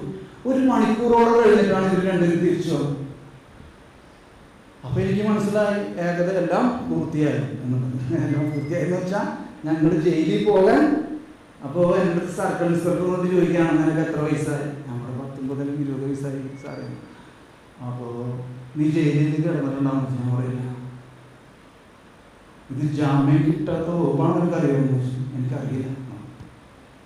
എനിക്കൊരു കാര്യം അറിയാം, ഞാൻ ഈ ലഹരി ഉപയോഗിക്കുന്ന ആളാണ്, ഞാൻ വിൽപ്പനക്കാരനല്ല. അപ്പം അങ്ങനെ ഇദ്ദേഹം പറഞ്ഞു, ഇത് ജാമ്യം കിട്ടില്ല, 3 മാസം കഴിഞ്ഞാൽ ജാമ്യം കിട്ടുള്ളൂ, നിനക്ക് ജയിലിൽ പോകാം. അപ്പം എനിക്ക് ഭയങ്കര വിഷമമായി. വിഷമിച്ചിട്ട് കാര്യമില്ല. അപ്പം അങ്ങനെ ഇരിക്കെ പെട്ടെന്ന് ഈ സർക്കിൾ ഇൻസ്പെക്ടർ ഡയറക്ടർ അച്ഛനോട് തിരിഞ്ഞിട്ട് ഇങ്ങനെ പറഞ്ഞു, നോക്കിയിട്ട് ഇങ്ങനെ പറഞ്ഞു, നിനക്കൊക്കെ അറിയോ ഈ വൈദികൻ എന്താണ് എന്നോട് പറഞ്ഞത്? അപ്പൊ ഞങ്ങൾക്ക് ആകാംക്ഷയാണ് എന്താണ് പറഞ്ഞത്. അപ്പൊ ആകാംക്ഷ മാത്രമല്ല, എൻ്റെ ഹൃദയങ്ങൾ ഇടിയാണ്. അപ്പോൾ ഞാൻ ഇങ്ങനെ ആലോചിക്കണം എന്തായിരിക്കും പറഞ്ഞത്. അപ്പൊ പറയണേ സർക്കിൾ ഇൻസ്പെക്ടർ, ഈ വൈദികൻ പറയണേ, ഇവരെ സാറെ എങ്ങനെയെങ്കിലും ജയിലിൽ കൊണ്ടുപോകാതെ ഇരിക്കാൻ പറ്റുമോ സാറെ? എങ്ങനെയെങ്കിലും ഇവരെ രണ്ടുപേരെയും ജയിലിൽ കൊണ്ടുപോകാതിരിക്കാൻ എന്തെങ്കിലും ഒരു നിർവാഹമുണ്ടോ? കാരണം ഇപ്പോ ഇവരെ ജയിലിലേക്ക് അയച്ച ഇവരെ നമുക്കിനി തിരിച്ചു കിട്ടി വരില്ല. അതുകൊണ്ട് എന്തെങ്കിലും ഒരു സാധ്യത ഉണ്ടോ ഇവരെ നമുക്ക് അങ്ങോട്ട് വിടാതെ? നിങ്ങൾക്കറിയോ, കേരളത്തിൽ എൻ്റെ ജീവിതത്തിൽ ആ കാലഘട്ടം വരെയോ ഈ കാലഘട്ടം വരെയോ ഞാൻ അങ്ങനെ കേട്ടിട്ടില്ല മയക്കുമരുന്നാണ്. അതായത് ഏത് കാലഘട്ടത്തിലും അതിഭയാനകമായ ഒരു മയക്കുമരുന്നാണ്. അങ്ങനെ ഒരു മയക്കുമരുന്ന് അതിൻ്റെ എവിഡൻസോടുകൂടി പിടിച്ചിട്ട് ഇദ്ദേഹത്തിൻ്റെ ജോലി പോവുകയില്ല, മനസ്സിലാണ്. പക്ഷേ ഇദ്ദേഹം എന്താ ചെയ്തത്? ഈ സർക്കിൾ ഇൻസ്പെക്ടർ പറഞ്ഞു, ഞാൻ അവരെ വിട്ടയക്കാമെന്ന് പറഞ്ഞു. നിങ്ങൾക്ക് മനസ്സിലാകണുണ്ടോ എന്നൊന്നും എനിക്കറിയില്ല, അതിലാ ദൈവഹിതം കണ്ടു. അപ്പോ ഈ രക്ഷകനെ എൻ്റെ ജീവിതത്തിൽ അനുഭവിക്കാനും ആ രക്ഷകനായ യേശു എൻ്റെ ജീവിതത്തിൽ പ്രവർത്തിക്കാനും തുടങ്ങിയ ഒരു അവസ്ഥയെക്കുറിച്ച് ഞാൻ പറഞ്ഞു തരികയാണ്. അപ്പം അങ്ങനെ ഈ അവിടെ എല്ലാം ശാന്തമായി, ഇവരെല്ലാവരും പോയി. ഞങ്ങൾ ആ പോലീസ് ജീപ്പിൽ പോലും ഈ പോലീസുകാർ ഞങ്ങൾ കയറ്റിയില്ലാന്നതാണ്. അപ്പം അങ്ങനെ ഞങ്ങളെ ആ ഹോളിലേക്ക് ഞങ്ങൾ അച്ഛൻ കയറ്റി. നിങ്ങളുടെ അടുത്ത് എനിക്കൊരു കാര്യം പറയാണ്ടെന്ന് പറഞ്ഞു. അപ്പം അന്ന് ജീസസ് യൂത്തിൻ്റെ ആൾക്കാർ, അവിടെ പ്രവർത്തിക്കുന്ന ആൾക്കാരൊക്കെ ഉണ്ട്, അവരും കൂടി ഉണ്ട്. അപ്പം അച്ഛൻ ഇന്നും പറയും, അച്ഛൻ ഇന്നും കർണാടകയിലാണോ ബാംഗ്ലൂരാണോ എന്ന് എനിക്കറിയില്ല, അച്ഛൻ ഇന്നും അവിടെ വൈദിക വൃത്തി ചെയ്യുന്നുണ്ട്. ഇടയ്ക്ക് എന്നെ വിളിക്കും. ഫാദർ മാനുവൽ മേവടെ എന്നാണ് ഈ അച്ഛൻ്റെ പേര്, കണ്ണൂർക്കാരനാണ്. അപ്പം അച്ഛൻ എപ്പോഴും ഇപ്പം കഴിഞ്ഞ വർഷം എൻ്റെ അടുത്ത് പറഞ്ഞു, ഞാൻ ഒരുപാട് വഴക്ക് കേട്ടതാണെന്ന് പറഞ്ഞു, ഒരുപാട് പഴി കേട്ടു. ആരുടെ നിന്നും? ഈ ജീസസ് യൂത്ത് അടങ്ങുന്നവരോടൊന്നും അവരിൽ നിന്നുകൂടി. എന്തിനാണ് അച്ഛൻ ഇങ്ങനത്തെ കാര്യം? അവന്മാരൊക്കെ പോയി നശിക്കട്ടെ എന്നുള്ള, ഞാൻ ആരും കുറ്റപ്പെടുത്തണമല്ല, ഞാൻ അങ്ങനെ അവർ അച്ഛനോട് പറഞ്ഞു. പക്ഷെ അച്ഛൻ ആ സ്റ്റാൻഡിൽ ഉറച്ചു നിന്നു. അച്ഛൻ പറഞ്ഞില്ല, അവരെ നമുക്ക് നേടണം. ഇപ്പൊ പറഞ്ഞല്ലോ, എങ്ങനെ നമുക്ക് ഇവരെയൊക്കെ നേടാൻ പറ്റും? യേശു നമ്മളെയൊക്കെ നേടിയത് എങ്ങനെയാണെന്ന് അറിയാം. എന്നതുപോലെ ആ വൈദികൻ അങ്ങനെ പറഞ്ഞില്ലായിരുന്നെങ്കിലും എല്ലാം ദൈവഹിതത്തിൻ്റെ ഇതിൽ വരുന്നൊരു കാര്യം. അപ്പം അങ്ങനെ ഈ ഹോളിൻ്റെ ഡോറ് ഞാനും ഈ കൂട്ടുകാരനും അച്ഛനും കുറച്ച് ജീസസ് യൂത്തിൻ്റെ ആൾക്കാരും ഉണ്ട്. അവർ എല്ലാവരും കയറി കഴിയുമ്പോൾ അച്ഛൻ ഡോറടച്ചു. അച്ഛൻ പറഞ്ഞു ഡോറടക്കാൻ പറഞ്ഞു. അപ്പം ഞാൻ വിചാരിച്ചു, ഇനി അച്ഛൻ ഇവരെ കൊണ്ട് 2 അടിയടിക്കാതിരിക്കാം, എന്നാലും കുഴപ്പമില്ല, രക്ഷപ്പെട്ടല്ലോ വലിയൊരവസ്ഥയിൽ നിന്ന്. അപ്പോൾ എന്തായാലും കുഴപ്പമില്ല, 2 അടിയൊക്കെ അടി അത് മേടിക്കാം എന്നുള്ള രീതിയിൽ അച്ഛൻ പറഞ്ഞു, എനിക്ക് നിങ്ങളൊരു വാക്ക് തരണമെന്ന് പറഞ്ഞു. അപ്പം ഞാൻ പറഞ്ഞു ശരി വെച്ചു. അപ്പം എനിക്ക് ഇതാണ്, എനിക്ക് ഓക്കെ ആയിട്ടിരിക്കണം. അപ്പം എൻ്റെ കൂട്ടുകാരൻ ഇത്തിരി ബലം പിടിച്ചേക്കാം. അപ്പോൾ ഞാൻ പറഞ്ഞു വാക്ക് തരാം അച്ഛൻ, വാക്ക് തരാം എന്താണെന്ന് ചോദിച്ചു. അപ്പോൾ അച്ഛൻ പറഞ്ഞു, അങ്ങനെയല്ല, എൻ്റെ കയ്യിൽ നിങ്ങൾ കൈ വെച്ചിട്ട് ഇങ്ങനെ പറയാം, ഞാൻ ഒരു കാര്യം പറയാൻ പോവാണ്, അതിന് നിങ്ങൾ സമ്മതം തരണമോ? അപ്പോൾ ഞാൻ പറഞ്ഞു എനിക്ക് സമ്മതം എന്ന് പറഞ്ഞിട്ട് ഞാൻ കൈ അച്ഛൻ്റെ പിടിച്ചു. അപ്പം അച്ഛൻ പറഞ്ഞു, ഇന്ന് ഞായറാഴ്ച അല്ലേ, ചൊവ്വാഴ്ച 2 ദിവസം കഴിയുമ്പോൾ ഇവിടെ യൂത്തിൻ്റെ ഒരു ധ്യാനം, ഒരു ബ്രദർ തോമസ് പോളാണ് ആ ധ്യാനം നടത്തുന്നത്. നിങ്ങൾ 5 ദിവസവും ആ ധ്യാനത്തിൽ പങ്കെടുക്കണമെന്ന് പറയും. അപ്പം ഞാൻ പറഞ്ഞു ശരി, ഓക്കെ, എനിക്ക് സമ്മതം തരുന്നു. ഇവന് ഇത്തിരി ഇതൊക്കെ കാണിച്ചെങ്കിലും അവനൊക്കെ സമ്മതിച്ചു. പക്ഷെ 5 ദിവസവും ഞാനപ്പോൾ ഈ ബ്രദർ തോമസ് പോൾ ആരാണെന്നോ എന്താണെന്നോ യേശു ക്രിസ്തു ആരാണെന്ന് പോലും എനിക്കങ്ങനെ വലിയ പിടിപാടില്ലാണ്ടിരിക്കണമെന്ന്. അപ്പോൾ എന്തായാലും ഇപ്പം കണ്ണിൽ പൊടി ഇടണമല്ലോ എല്ലാവരും. നമ്മൾ ലഹരിയൊന്നും നിർത്താനായിട്ട് ഉദ്ദേശിച്ചിട്ടില്ല കേട്ടോ, ലഹരിയൊന്നും നിർത്താനായിട്ട് നമ്മൾ ഉദ്ദേശിച്ചില്ല. പക്ഷേ ആ ധ്യാനം കൂടി ഇപ്പം അച്ഛനെ വെറുപ്പിക്കാൻ പറ്റില്ല. അങ്ങനെ ഞാൻ പറഞ്ഞു ഓക്കെ, അങ്ങനെ 5 ദിവസം ഞങ്ങൾ ഈ ലഹരികളെല്ലാം ഉപയോഗിച്ചുകൊണ്ട് ഇതേപോലെ ആ ബാക്കിൽ ഇരുന്നു കൊണ്ട് ധ്യാനം കൂടി. അപ്പോൾ എൻ്റെ അമ്മയും അവൻ്റെ അമ്മയും കൂടി അച്ഛൻ്റെ അടുത്ത് പോയി പറഞ്ഞു, അച്ഛോ റൂമാരി ശരിയാവില്ല, റൂമാരിക്കൊരു മാറ്റമില്ല. അപ്പോൾ അച്ഛനൊന്ന് സഹായിക്കാം അദ്ദേഹത്തിനോട്, അതായത് ആ ബ്രദർ തോമസ് പോളോട് ചോദിച്ചിട്ട് ഇവരെങ്ങനെയെങ്കിലും ഒന്ന് കൊണ്ടുപോകാൻ എന്തെങ്കിലും ചെയ്യാൻ സാധിക്കുമോ എന്ന് ചോദിക്കാം. അപ്പോൾ ശരി, നമുക്കൊന്ന് സംസാരിച്ച് നോക്കാം എന്ന് പറഞ്ഞിട്ട് അച്ഛൻ ഇദ്ദേഹവുമായിട്ട് സംസാരിച്ച് കഴിഞ്ഞപ്പോൾ ആള് പറഞ്ഞു, ഞാൻ അടുത്ത ദിവസം ഈ ധ്യാനം കഴിയുമ്പോൾ ഞാൻ എന്ത് ചെയ്യാൻ പോണേ, ഞാൻ ബീഹാറിന് പോകണം, നോർത്ത് ഇന്ത്യയിലോട്ട് പോകണം. അപ്പം അന്ന് അച്ഛന്മാരുടെ കന്യാസ്ത്രീമാരുടെ ഒക്കെ ധ്യാനമാണ് കംപ്ലീറ്റ്. അപ്പം ഞാനിവരെ കൊണ്ടുപോയിക്കോളാം എന്ന് പറഞ്ഞു. അപ്പം ഞാൻ വിചാരിച്ചു എന്താ ഒരു വല്ല വട്ടാണോ, കാരണം നമ്മളെപ്പോലത്തെ ആൾക്കാരേക്ക് ഇങ്ങനെ കൊണ്ടുപോകും. ഇദ്ദേഹം പറയാണ് ഞാൻ കൊണ്ടുപോയിക്കോളാം. അങ്ങനെ ഞങ്ങൾ രണ്ടുപേരും ഈ ട്രെയിൻ അല്ലേ ഈ ധ്യാനം കഴിഞ്ഞ് നേരെ നോർത്ത് ഇന്ത്യയിലേക്ക് പോകണം. പോകുമ്പോൾ ഞങ്ങളുടെ എന്തുണ്ട് കഞ്ചാവ്. അപ്പം അങ്ങനെ ഞങ്ങൾ ട്രെയിനിൽ നിന്ന് കഞ്ചാവ് വലിച്ചു. പിന്നെ അവിടെ ചെന്നിട്ട് ആർച്ച് ബിഷപ്പ് ഹൗസിൻ്റെ ടെറസിൽ ഇരുന്നിട്ട്, ഇതൊക്കെ പുറത്ത് പറയാമെന്ന് എനിക്കറിയാൻ പാടില്ല, പക്ഷേ നിങ്ങളെല്ലാം പോസിറ്റീവായിട്ട് എടുക്കണേ. അപ്പം അങ്ങനെ അവിടെ ഇരുന്ന് വലിച്ചു. പക്ഷെ അവിടെ നിന്ന് വലിക്കുന്ന സമയത്ത് ഞങ്ങൾക്ക് തോന്നി, പെട്ടെന്ന് തോന്നാണ് ഇതൊക്കെ നിർത്തണം, അങ്ങനെ പെട്ടെന്ന് തോന്നുന്നത്. ഞങ്ങളപ്പോൾ തന്നെ അത് ഒരു പറമ്പിലേക്ക് എറിഞ്ഞു കളഞ്ഞു. പക്ഷെ വൈകിട്ടായപ്പോൾ ഞങ്ങൾക്ക് പറ്റിയില്ല. ഞങ്ങൾ വീണ്ടും അതുപോലെ എടുത്തിട്ട് വീണ്ടും അത് ഉപയോഗിക്കാൻ തുടങ്ങി. അപ്പം ഞങ്ങൾക്ക് എങ്ങനെയെങ്കിലും ഇദ്ദേഹത്തിൻ്റെ അടുത്ത് നിന്ന് പോകണം. ഇദ്ദേഹമാണെങ്കിൽ വിടണമില്ല, പോകണമെന്ന് പറഞ്ഞിട്ട് വിടണ്ടേ, അപ്പോൾ വിടണില്ല. അപ്പം അങ്ങനെ വന്നപ്പോൾ ഞാൻ കൈയൊക്കെ മുറിച്ചിട്ടും വിടുന്നില്ല. കൈ മുറിച്ചതിന് വേറൊരു കാര്യം കൂടി ഉണ്ടല്ലോ. അപ്പോൾ ആള് വിടുന്നില്ല. അപ്പോൾ ഞങ്ങളെ രണ്ടുപേരും കെട്ടിപ്പിടിച്ചിട്ട് ആള് പറഞ്ഞൊരു കാര്യം ഉണ്ടായിരുന്നു, ആർച്ച് ബിഷപ്പ് ഹൗസിൽ വെച്ചിട്ട്. ഞാൻ കറക്റ്റ് സ്ഥലം പറയണില്ല, ബീഹാറിലെ ആൾ മാത്രമേ പറഞ്ഞത്. അപ്പോൾ ഇപ്പോൾ ലൈവൊക്കെ പോടാണ്, അതുകൊണ്ടാണ് ഞാൻ പറയുന്നത്. അപ്പോൾ ആ ബിഷപ്പ് ഹൗസിൽ വെച്ചിട്ട് ആരാധന ചാപ്പലിൻ്റെ പുറത്ത് വെച്ചിട്ട് ഞങ്ങളെ രണ്ടുപേരും ഇങ്ങനെ കെട്ടിപ്പിടിച്ചിട്ട് ഇദ്ദേഹം പറഞ്ഞു, എൻ്റെ അടുത്ത് നിങ്ങളെ കൊണ്ടുപോകാൻ പറഞ്ഞത് കർത്താവ് പറഞ്ഞാൽ നിങ്ങളെ വിടാം, ഞാനായിട്ട് നിങ്ങളെ വിടില്ല എന്ന് പറഞ്ഞു. അപ്പം ആ പ്രത്യാശയും നഷ്ടപ്പെട്ടു, മനസ്സിലായി. അപ്പം അങ്ങനെ പിന്നെ പതുക്കെ ഞാൻ എന്ത് ചെയ്തു, ഞാനെന്നാ കിട്ടിയ സാഹചര്യത്തിൽ എന്ത് ചെയ്യാം അല്ലേ. അപ്പം അങ്ങനെ ഞാൻ അവിടെ ജീവിക്കാൻ തുടങ്ങി. പതുക്കെ ദൈവത്തിലെ ആരാധനയും ഈ അഡറേഷനും കുർബാനയൊക്കെയാണ് എന്നെ മാറ്റിയത്. നമ്മളെല്ലാവരും മാറ്റണത് ഇതാണ് കേട്ടോ. പക്ഷെ ഞാൻ എന്നാലും എൻ്റെ വ്യക്തിപരമായ കാര്യത്തിൽ പറയും, ഒരു രാവും പകലും ഈ അഡറേഷനിൽ ഇരിക്കുമായിരുന്നു. അപ്പം അങ്ങനെ ഇരിക്കാൻ തുടങ്ങി. പതുക്കെ എൻ്റെ ഉള്ളിൽ പതുക്കെ കർത്താവ് സംസാരിക്കാനും അങ്ങനെ ഓരോരോ മാറ്റങ്ങൾ വരാൻ തുടങ്ങി. അങ്ങനെ മാർച്ച് മാസം 3-ാം മാസമായപ്പോഴത്തേക്കും എനിക്ക് തോന്നുന്നു മധ്യപ്രദേശിലാണോ ഉത്തർപ്രദേശിലാണോ അറിയില്ല, അഡറേഷൻ ചാപ്പലിരിക്കുമ്പോൾ ഒരു സ്വരം കേൾക്കാണ്, നീ ഉപവസിക്കുക. അപ്പോൾ അങ്ങനെ ഞാനപ്പോൾ ആള് വന്നപ്പോൾ ഞാൻ പറഞ്ഞു, ഞാൻ ഉപവസിക്കണമെന്നാണ് എനിക്ക് തോന്നണ, വല്ല കുഴപ്പമുണ്ടാകുന്ന ചോദിച്ചു. അപ്പം എങ്ങനെ ഉപവസിക്കണമെന്ന് അറിയോ? എങ്ങനെ ഉപവസിക്കണേ? 40 ദിവസവും വെള്ളവും ചായയും മാത്രം കുടിച്ചു.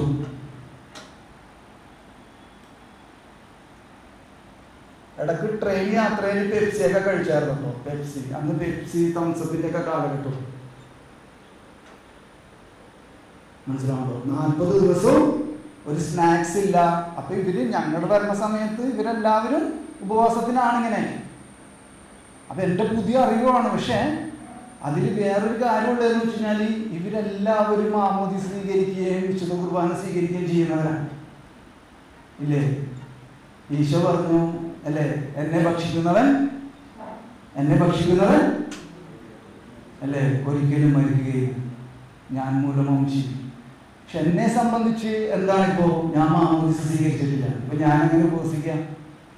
മനസ്സിലാവണം. പക്ഷെ കർത്താവ് അന്ന് ആദ്യമായിട്ടാണ് ഇങ്ങനെ കർത്താവിൻ്റെ സ്വരം ഞാൻ കേൾക്കണത്, ഉള്ളിൽ നീ ഉപവസിക്കുക.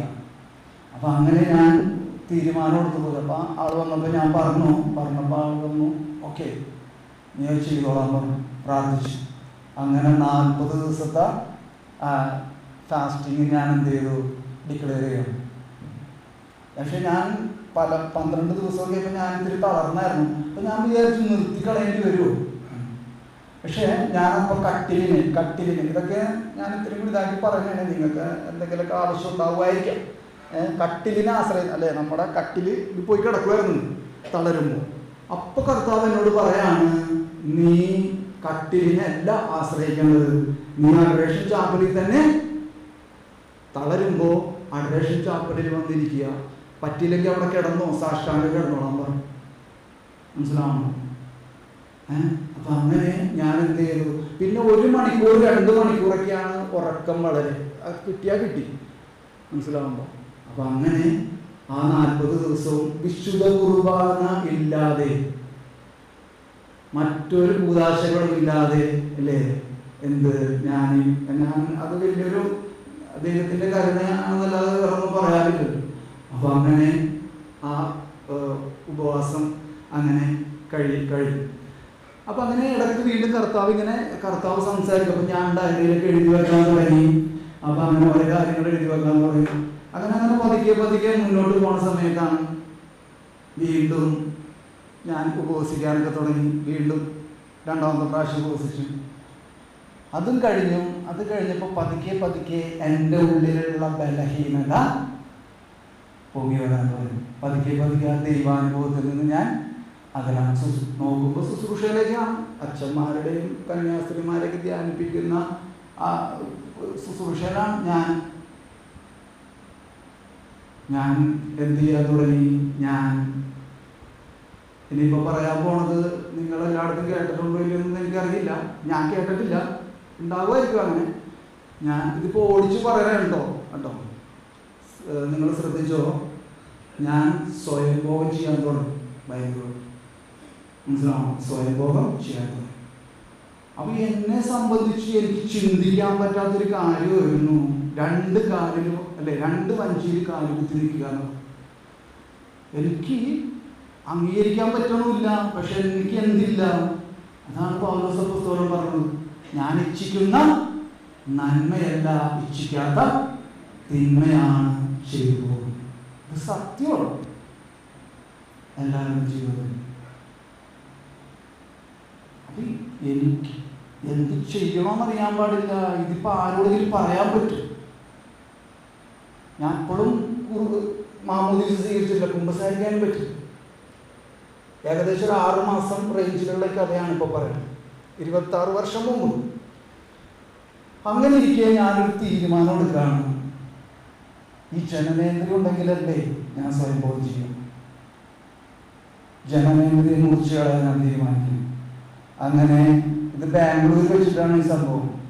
അപ്പം അങ്ങനെ ഞാൻ shaving blade 7 o'clock shaving blade പുതിയത് എൻ്റെ കയ്യിലുണ്ടായിരുന്നു. അങ്ങനെ ഞാൻ ടോയ്ലറ്റിലേക്ക് കയറി. എനിക്കറിയില്ല, ഇപ്പോഴൊക്കെ അത് ആലോചിക്കുമ്പോൾ പറക്കോട്ടോ, അന്ന് എനിക്ക് അങ്ങനെയും തോന്നുന്നു. അത് ശരിക്കും ഇതിപ്പോൾ ആരാ സംസാരിച്ചതിനോട് ജനനേന്ദ്രിയം മുറിച്ച് കളയാൻ പറഞ്ഞത് ആരായിരിക്കാം? ഉണ്ടോ? ദൈവമല്ല കേട്ടോ. അപ്പം അതിനെ അനുകരിക്കണ്ട, അത് തെറ്റായൊരു ഇതാണ്. അപ്പം ഞാൻ ഈ വാതിൽ കുറ്റിയിടുന്ന സമയത്ത് ഒരു സ്വരം എന്നോട് പറയാണ്, അത് ചെയ്യാനുള്ള അധികാരം നിനക്കില്ല, അത് നീയാണോ ഉണ്ടാക്കിയത്. അതായത് എൻ്റെ ജനനേന്ദ്രിയത്തെ സൃഷ്ടിച്ചത് ഞാനാണ്. ആണോ? അല്ലല്ലോ. അപ്പോൾ പിന്നെ അതിനെ ഡാമേജ് ആക്കാനും ഞാൻ അധികാരമുള്ള ആളാണ്. മനസ്സിലാണോ? ഈ സ്വരം അതാണ് ദൈവത്തിൻ്റെ പരിപാലന. ആ സ്വരം അന്ന് എന്നോട് സംസാരിച്ചില്ലായിരുന്നെങ്കിൽ ഒരു പക്ഷേ എനിക്കറിയില്ല ഇന്ന് ഞാൻ ജീവനോടെ ഉണ്ടാവും. എന്തുണ്ടാണെന്ന് എനിക്കറിയില്ല. മനസ്സിലാവും. അങ്ങനെ ഞാനപ്പം എന്നാൽ ശരി, പിന്നെ ഞാൻ ചെയ്യണില്ല എന്ന് ഞാൻ പറഞ്ഞു. പക്ഷെ എനിക്ക് അപ്പോഴും തൃപ്തിയായില്ല. ഞാൻ എന്ത് ചെയ്തു?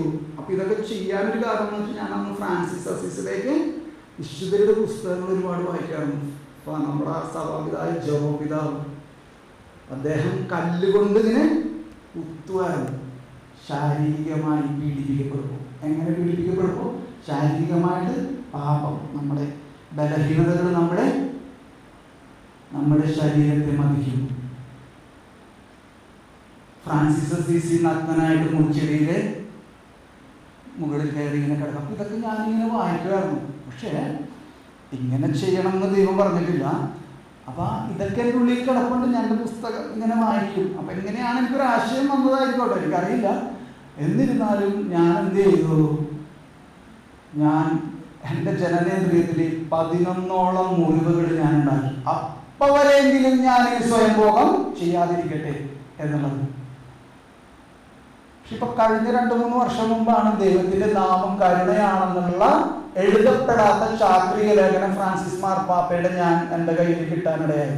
അപ്പൊ അതിലെഴുതിയിരിക്കുകയാണ്, ശ്രദ്ധിക്കണമല്ലോ നിങ്ങൾ, അതിലെഴുതിയിരിക്കുകയാണ്, ഒരു ചുവടെങ്കിലും ദൈവത്തിലേക്ക് വയ്ക്കാൻ, മനസ്സിലായോ, ഒരു ചുവടെങ്കിലും വയ്ക്കാൻ ശ്രമിക്കുക. നമുക്ക് പറ്റണില്ല ഒരു ചുവടെങ്കിലും വയ്ക്കാനായിട്ട് ദൈവത്തിലേക്ക്. ആഗ്രഹമുണ്ട്, പറ്റണില്ല. എന്ത് ചെയ്യും? ഇപ്പൊ എന്ത് ചെയ്യും? നിങ്ങൾ പറയും, എന്ത് ചെയ്യും? അപ്പൊ എന്നിട്ട് പിന്നെ ഫ്രാൻസിസ് മാർപ്പാപ്പ പറയാണ്, അങ്ങനെ ചുവട് വയ്ക്കാനുള്ള ഒരാഗ്രഹമെങ്കിലും ഉണ്ടായാൽ മതി. അങ്ങനെ ചുവട് വയ്ക്കാനുള്ള ഒരാഗ്രഹമെങ്കിലും ഉണ്ടായാൽ മതി എന്ന് അവിടെ പിന്നീട് എഴുതി വെച്ചിരിക്കുകയാണ്. അപ്പൊ ഞാൻ ഇത് കണക്ഷൻ ആവോ ഒന്നൊന്നും എനിക്കറിയില്ല. പക്ഷെ എന്നെ സംബന്ധിച്ച് ഞാൻ ഈ പ്രവൃത്തി ചെയ്തത് അല്ലേ, അതിൽ നിന്നൊരു മോചനം കിട്ടാനായിരുന്നില്ല. എന്നെ കൊണ്ട് ഒറ്റയ്ക്കത് സ്വയം പര്യാപ്തരല്ല എന്ന് ഫ്രാൻസിസ് മാർപ്പാപ്പ അവിടെ പറയുന്നത്. നമ്മളാരും സ്വയം പര്യാപ്തരല്ല. എന്തിനു വേണ്ടി, എന്തിനെ പ്രതി സ്വയം പര്യാപ്തരല്ല? നമ്മളുടെ ഈ തിന്മ നിറഞ്ഞ ജീവിതാവസ്ഥയിൽ നിന്ന് നമ്മളെ പുറത്ത് കടത്താൻ നമ്മൾ സ്വയം പര്യാപ്തരല്ല. അങ്ങനെ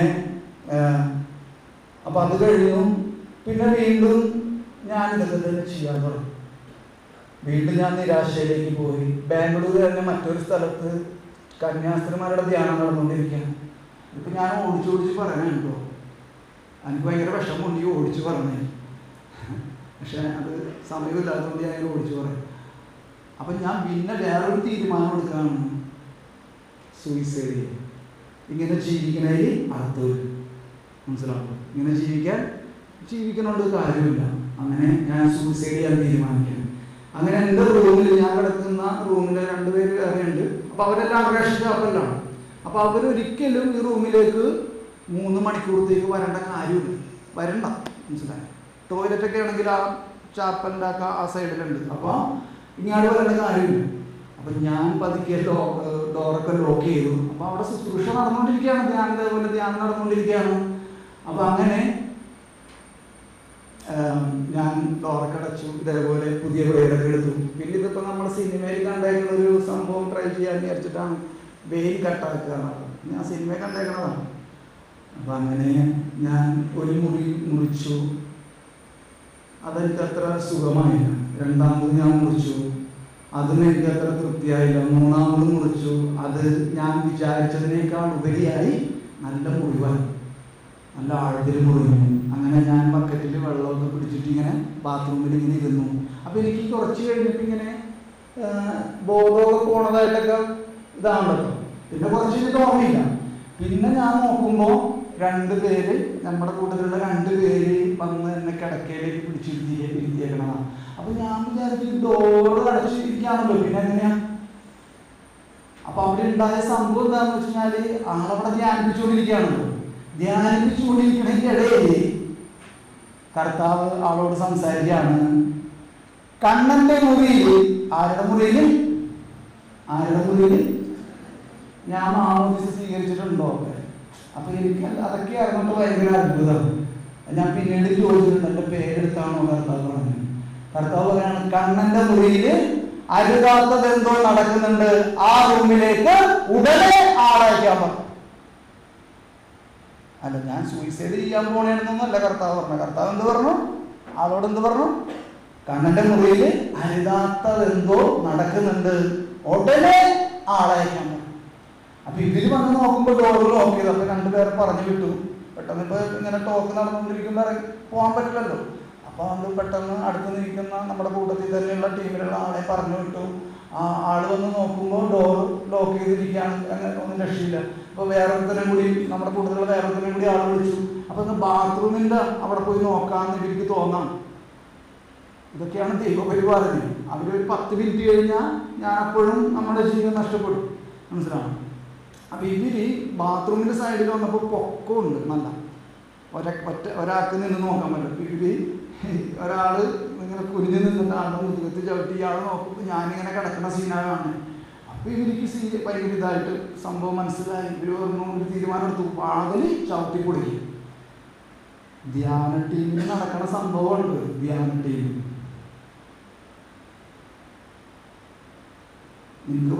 ഞാൻ പറഞ്ഞു പോയിട്ട് മനസ്സിലാവുന്നുണ്ടോ? നമ്മുടെ ബലഹീനമാക്കപ്പെട്ട അതപ്പതിച്ച നമ്മുടെ അവസ്ഥ. ഇവിടെ നിന്നൊക്കെ എങ്ങനെയാണ് നമ്മൾ കർത്താവ് തിരിച്ചുകൊള്ളതെന്ന് ചോദിച്ചാൽ ഇന്നും ഒറ്റ വാക്കിന് ഉത്തരം പറയാം. അല്ലെങ്കിൽ എത്ര വാക്കിന് ഉത്തരം പറയാൻ പറ്റും? തികയോ ആ വാക്കുകൾ? അപ്പം അങ്ങനെ പിന്നെ എനിക്ക് കുറച്ച് ഓർമ്മ ഒക്കെ പോയായിരുന്നു കേട്ടോ. കുറച്ച് ബോധം ഒക്കെ പോയി മറിഞ്ഞായിരുന്നു. കാരണം അത് അവർ തന്നെ പറഞ്ഞു. ഞാനും കാണുന്നുണ്ടായിരുന്നു ഓർമ്മ പോണവര്. ഇത്തിരി വലിയ ബക്കറ്റായിരുന്നു, 3/4 ഭാഗം വെള്ളം ഉണ്ടായിരുന്നു, നിറച്ചും നല്ല രീതിയിൽ ബ്ലഡ് പോയിട്ടുണ്ടായിരുന്നു. ഓരോന്ന് കുറച്ച് ഓരോ പോയിട്ടുണ്ട് എന്ന് പറഞ്ഞു. അപ്പം അങ്ങനെ അതും അങ്ങനെ ഹോസ്പിറ്റലിൽ പോകണം. ഞാൻ ഹോസ്പിറ്റലൊന്നും പോയില്ല, കാരണം അങ്ങനെയെങ്കിലും മരിക്കട്ടെ എന്നുള്ള രീതിയായിരുന്നു. എന്നിട്ട് അതും അങ്ങനെ ഒന്നും ആയില്ല. അപ്പം അങ്ങനെ വീണ്ടും ഞാൻ പതുക്കെ വീണ്ടും ഉപവസിക്കാൻ തുടങ്ങി. മനസ്സിലാവും?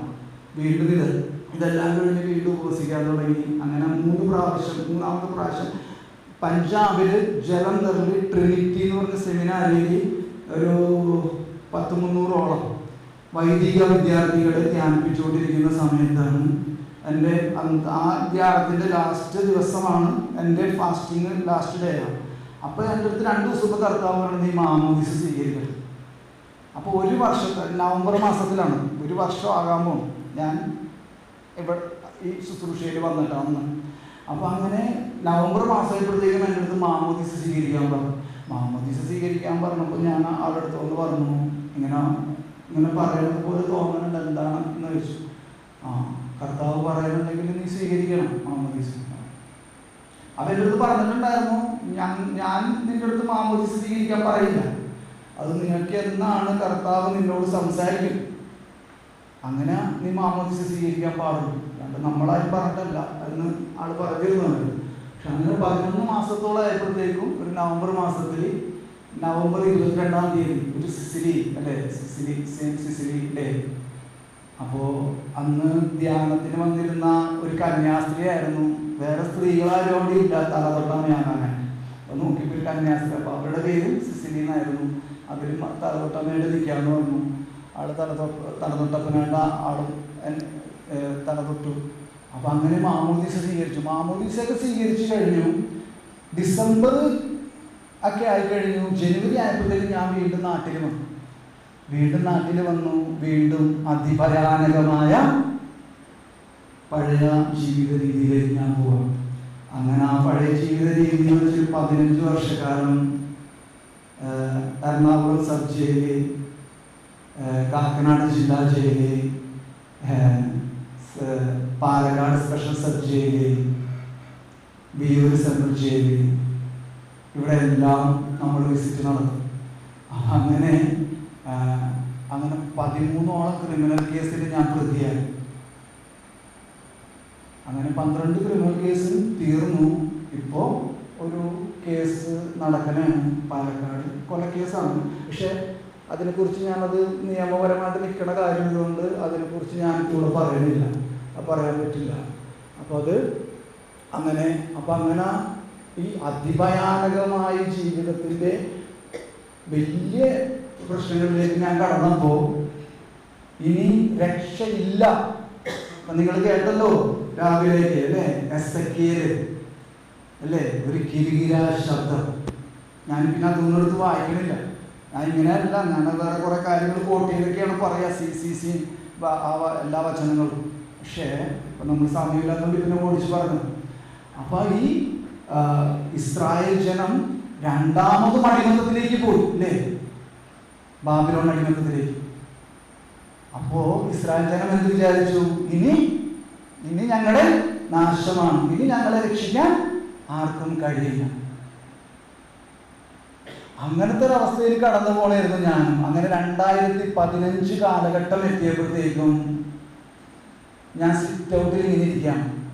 സിറ്റ് ഔട്ടിൽ ഇരിക്കുമ്പോൾ മദ്യമുണ്ട്, കഞ്ചാവുണ്ട്, പിന്നെ നൈട്രസൺ 10mg ഒക്കെയുണ്ട്. അതായത് പ്രാന്തന്മാർക്ക് കൊടുക്കുന്ന ഗുളികയാണ്. പച്ചമലയാളം അല്ലേ ഇത് പറഞ്ഞാൽ. ഇപ്പം നിങ്ങളിൽ അതിനെക്കുറിച്ചൊക്കെ അറിയുന്ന ആൾക്കാരുണ്ടാവുമായിരിക്കും, എനിക്കറിയില്ല. അപ്പോൾ അത് ഉറക്കം വരാനും അവരെ എന്താണ് ശാന്തശീലരാക്കാൻ വേണ്ടിയിട്ടൊക്കെ കൊടുക്കണതാണ്. അത് നമ്മൾ പ്രാന്തില്ലാത്ത നമ്മൾ കഴിക്കണം. അപ്പോൾ നമുക്ക് എന്തുണ്ടാവും അല്ലേ? അപ്പോൾ ഇതൊക്കെ കഴിച്ച് ഇരിക്കണേ. അപ്പം ഞാൻ ഒരു ഒരു ഒരു പെഗ് ഇങ്ങനെ ഒഴിച്ചിട്ട് ഞാൻ കഴിക്കാൻ നോക്കിയിട്ട് എനിക്ക് കഴിക്കാൻ പറ്റണില്ല. സിറ്റ് ഔട്ടിൽ ഇരിക്കണാണ്, വീട്ടിൻ്റെ സിറ്റ് ഔട്ടിൽ. കഴിക്കാൻ പറ്റണില്ല. അങ്ങനെ 7 മണിക്ക് രാത്രി തുടങ്ങിയിട്ട് 9:30 മണിയായി, എനിക്ക് കഴിക്കാൻ പറ്റുന്നില്ല. 10 മണിയായി, കഴിക്കാൻ പറ്റുന്നില്ല. അപ്പം എൻ്റെ അടുത്ത് ഒരു സ്വരം, എനിക്ക് കർത്താവിൻ്റെ സ്വരം എനിക്ക് അറിയാം. അപ്പോൾ ഞാൻ ഇങ്ങനെ സ്വരം കേൾക്കാണ്, മോനെ കണ്ണൻ നീ എങ്ങോട്ടേക്കാണ് പോണത്? അപ്പം ഞാനൊരു തീരുമാനം കൂടി എടുത്തു. പഴയ പദ്ധതി തന്നെ അല്ലേ? അപ്പോൾ ഭാര്യയും കൊച്ചും റൂമിൻ്റെ അകത്തുണ്ട്. അപ്പം ഞാൻ വീണ്ടും എന്താ ചെയ്യാൻ പോണേ? സൂയിസൈഡ് അല്ലേ? ഇനിയും ഇങ്ങനെ നിരാശയിലായി. ഇനിയൊരു എന്തില്ല, ഇനിയൊരു ജീവിതം ഇല്ല എനിക്ക്. ഇനി ഇതിൽ നിന്നൊക്കെ ആരെന്നെ മോചിപ്പിക്കണം? പക്ഷെ 15 വർഷക്കാലവും ഞാനൊരു കാര്യം പ്രാർത്ഥിക്കായിരുന്നു. ഈ മുൾമുടി അണിഞ്ഞ ആ ഈശോൻ്റെ ബ്ലഡ് വീഴുന്ന ആ ഫോട്ടോ മാത്രമുള്ള, ആ ഫേസ് മാത്രമുള്ള ഫോട്ടോ എനിക്ക് ഭയങ്കര ഇഷ്ടമായിരുന്നു. എന്നെ ഭയങ്കര സ്വാധീനിച്ചിട്ടുള്ളതാണ് ആ ഫോട്ടോ. ആ ഫോട്ടോ ഞാനിങ്ങനെ എൻ്റെ പഴയ വീടിൻ്റെ പഴയ ഭിത്തിയിൽ ഇങ്ങനെ ആമേടിച്ച് വെച്ചിട്ടുണ്ട്. ഞാനപ്പോൾ ചിലപ്പോൾ ആൽബം മേടിക്കാൻ, ചിലപ്പോൾ ബ്രൗൺ ഷുഗർ മേടിക്കാൻ പോകണമായിരിക്കും, ചിലപ്പോൾ ബാറിലേക്കായിരിക്കും പോണേ. എവിടെ പോകണമെങ്കിലും രാവിലെ കുളിച്ച് കഴിയുമ്പോൾ ഞാൻ ഈശോൻ്റെ അടുത്ത് അവിടെ വന്നിട്ട് ഇങ്ങനെ പറയും. ഒറ്റ മുറിയിലായിരുന്നു ഞങ്ങൾ ആ കാലഘട്ടത്തിൽ താമസിച്ചത്, ഞാൻ കൊച്ചും ഭാര്യ.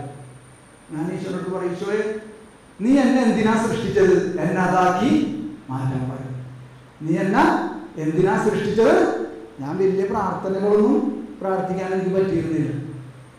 കൈ വിരിച്ച് പിടിച്ച് കൊന്തെത്തിക്കാനോ പിന്നീട് ഉപവസിക്കാനോ ഒന്നും എനിക്ക് പറ്റിയില്ല. പക്ഷെ ഞാൻ എന്ത് പ്രാർത്ഥിക്കായിരുന്നു?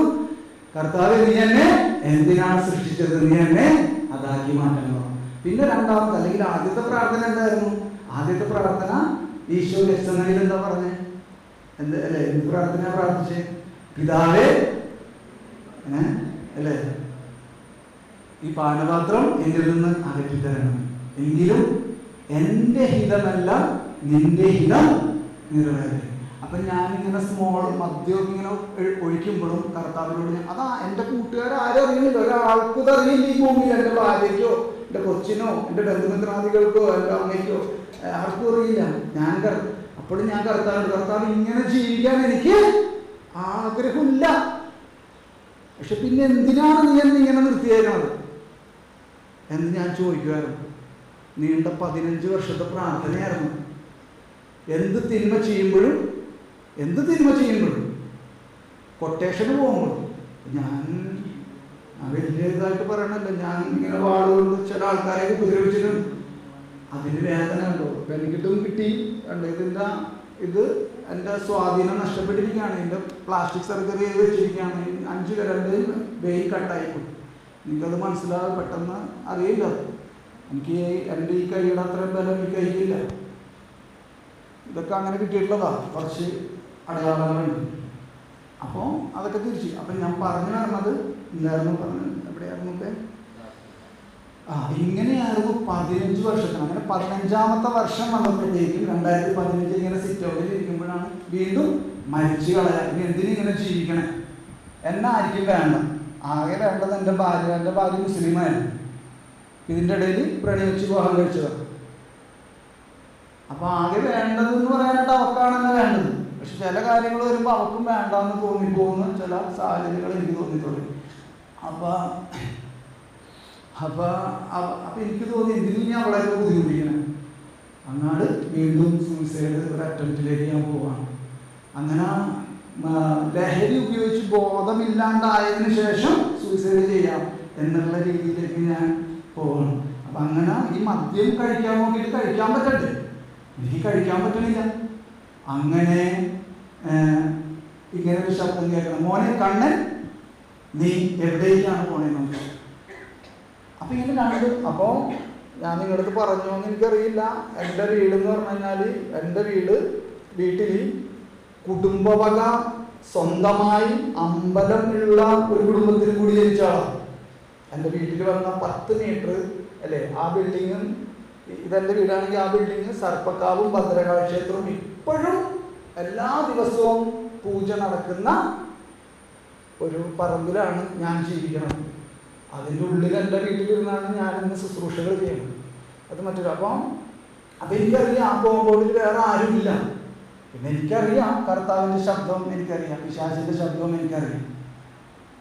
അതുകൊണ്ട് എനിക്കതിനത്ര പക്ഷെ എന്നാലും ഞാൻ കുറേ തിന്മയുടെ അവസ്ഥയിലായിരിക്കണോണ്ടും എനിക്ക് നിരാശ മാത്രമേ ഉള്ളൂ. പ്രത്യാശ പറഞ്ഞ അവസ്ഥയിലേക്ക് എനിക്ക് കിടക്കാൻ പറ്റുന്നുണ്ടായില്ല. അപ്പം അങ്ങനെ കർത്താവ് സംസാരിച്ചിട്ട് എന്തിനാ കർത്താവിനോട് അല്ലേ, കർത്താവിൻ്റെ സംസാരമൊക്കെ എന്തിനാ കേൾക്കണേന്നായിപ്പോയി. അപ്പം അങ്ങനെ എനിക്ക് മനസ്സിലായി ഈശോയാണ് സംസാരിക്കണത്. അപ്പം ഞാൻ ആദ്യമൊന്നും മിണ്ടിയില്ല. രണ്ടാമത് എന്നോട് ചോദിച്ചു, മോനെ കണ്ണൻ നീ എവിടേക്കാണ് പോണേന്ന് ചോദിച്ചു. മൂന്നാമത് ചോദിച്ചു, മോനെ കണ്ണൻ നീ എവിടേക്കാണ് പോണേന്ന് ചോദിച്ചു. നാലാമത് ചോദിച്ചപ്പോൾ ഞാൻ പറഞ്ഞു, അപ്പം നമ്മളിപ്പോൾ പരിഭവമൊക്കെ ഉണ്ടെങ്കിൽ നമ്മൾ കൂട്ടുകാരൊക്കെ ആയിട്ട് ഇങ്ങനെ ഫ്രണ്ട്സൊക്കെ ആയിട്ട് പറയുമല്ലോ, ഞാൻ പറഞ്ഞു നിനക്കറിയാലോ ഞാൻ എങ്ങോട്ടേക്കാണ് പോണേ, ഞാൻ മരിക്കാൻ പോണേന്ന് പറഞ്ഞു. മനസ്സിലായോ? ഞാൻ മരിക്കാൻ പോണേ, നിനക്കറിയാലോ ഞാൻ എങ്ങോട്ടേക്കാണ് പോണേ, ഞാൻ മരിക്കാൻ പോവാണ്. ഇങ്ങനെ പറഞ്ഞു കഴിഞ്ഞപ്പോൾ അടുത്ത ശബ്ദം വരാണ്, മരണത്തിൽ ചെന്ന് അവസാനിക്കാനുള്ളതല്ല നിന്റെ ജീവിതം, ക്രിസ്തുവിൽ നിനക്ക് ഒരു ജീവിതമുണ്ട്, നീ അവിടേക്ക് പോകാൻ എന്നോട് പറയാം. ഇതെന്റെ ഹൃദയത്തിൽ ശരിക്കും പതിഞ്ഞു. ആ മദ്യം എനിക്ക് അന്ന് കഴിക്കാൻ പറ്റിയില്ല. ഞാൻ മദ്യം എടുത്തു വെച്ചു, കഞ്ചാവും ഈ ഗുളികയും ഞാൻ കളഞ്ഞു. അതെന്ത് സാധാരണ കളയാത്ത ആളാണ് ഞാൻ, പക്ഷെ അത് കളഞ്ഞു. പക്ഷെ മദ്യം കളഞ്ഞില്ല. അങ്ങനെ 7 ദിവസവും ഞാൻ പരിശ്രമിച്ചു. 7 ദിവസവും എനിക്ക് കഴിക്കാൻ പറ്റിയില്ല. 7-ാം ദിവസം എൻ്റെ കൂട്ടുകാരൻ വന്നപ്പോൾ ഞാനത് എടുത്തു കൊടുത്തു, പോയി കഴിച്ചോളാൻ പറഞ്ഞു. അപ്പോൾ അവൻ അത്ഭുതമാണ്, കാരണം ഞാനത് അങ്ങനെ കൊടുക്കണമെന്നുണ്ടെങ്കിൽ ഭൂമി ഇടിഞ്ഞു വീഴും.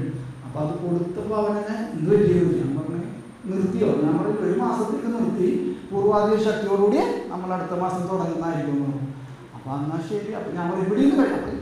എൻ്റെ പോലീസ് സ്റ്റേഷൻ അതിർത്തിയിലെ കസ്ബ പോലീസ് സ്റ്റേഷൻ, അന്നത്തെ പോലീസ് ഉദ്യോഗസ്ഥര് കണ്ണൻ്റെ വീട് എന്ന് പറഞ്ഞു കഴിഞ്ഞാൽ അവർ പറയണ അതിനൊരു പ്രതിവചനം എന്താണ്, നിർവചനം എങ്ങനെയാണ് എൻ്റെ വീട് എന്ന് പറയുമ്പോൾ, അത് കണ്ണൻ്റെ വീടോ, അത് ബാറല്ലേടാ എന്ന് പറഞ്ഞു. ബാറല്ലേ, കാരണം അത്രയും ആൾക്കാരായിരുന്നു. ബാലുവ, പെരുമ്പാറന്നൊക്കെ ഈ മയക്കുമരുന്ന് ടീമുകളെല്ലാം, ഒരു ടീം ബ്രൗൺ ഷുഗർ, ഒരു ടീം മദ്യം കഴിക്കാൻ, ഒരു ടീം കഞ്ചാവ്. അപ്പം ഇങ്ങനെ ഒരു ഗ്യാങ്ങാണ് ആ മുറ്റത്ത് മുഴുവൻ.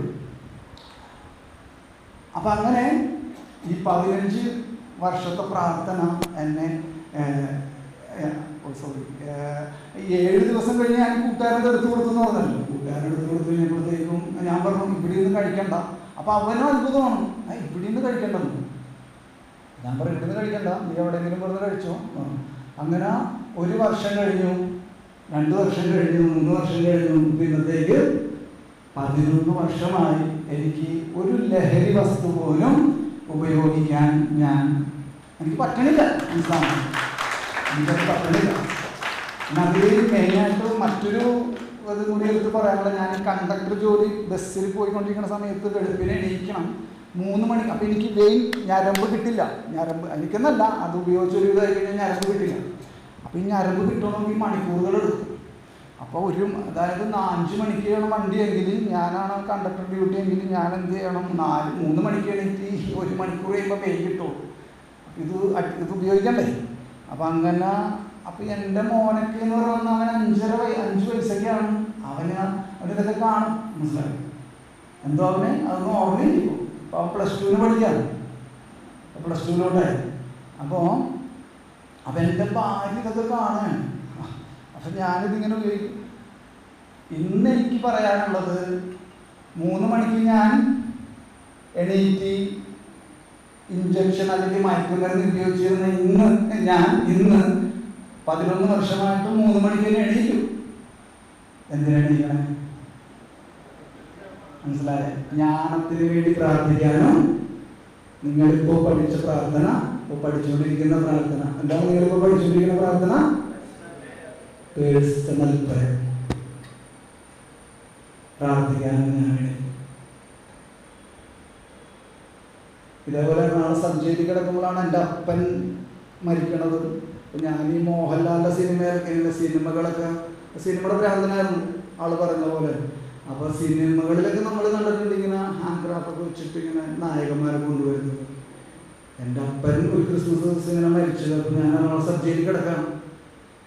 ദൈവാനുഗ്രഹത്തിന് 3 ദിവസത്തെ ഇടക്കാല ജാമ്യം എന്ന് പറയും. അതായത് അല്ലേ, കർമ്മമൊക്കെ ചെയ്തിട്ട് വരാം, തിരിച്ചു വന്ന് കോടതിയിൽ ഹാജരാക്കണം. അപ്പോൾ അതുകൊണ്ട് ഇടക്കാല ജാമ്യം ആയതുകൊണ്ട് എന്തില്ല, എസ്കോർട്ട് ഇല്ല, പോലീസുകാർ വരണം. പക്ഷെ 3 ദിവസം കഴിയുമ്പോൾ ഹാജരാകണം, എന്നെ വീണ്ടും റിമാൻഡ് ചെയ്യും. അപ്പം ആ ഒരു കാര്യമൊക്കെ എൻ്റെ ജീവിതത്തിൽ ഉണ്ടായെന്ന് പറയണം. അപ്പം ഞാൻ ഒരു കാര്യം കൂടി ഞാൻ പറഞ്ഞേക്കട്ടെ. കത്തോലിക്ക സഭയുടെ മതബോധന ഗ്രന്ഥത്തിൽ ഇല്ലാത്തവർ നിങ്ങൾ നോട്ട് ചെയ്തു, ഉള്ളവർ നിങ്ങളൊന്ന് വായിച്ചോ. 412 ഇതും കൂടി കണ്ടിട്ട് ഞാൻ നിർത്താം. 412 നിർത്തി.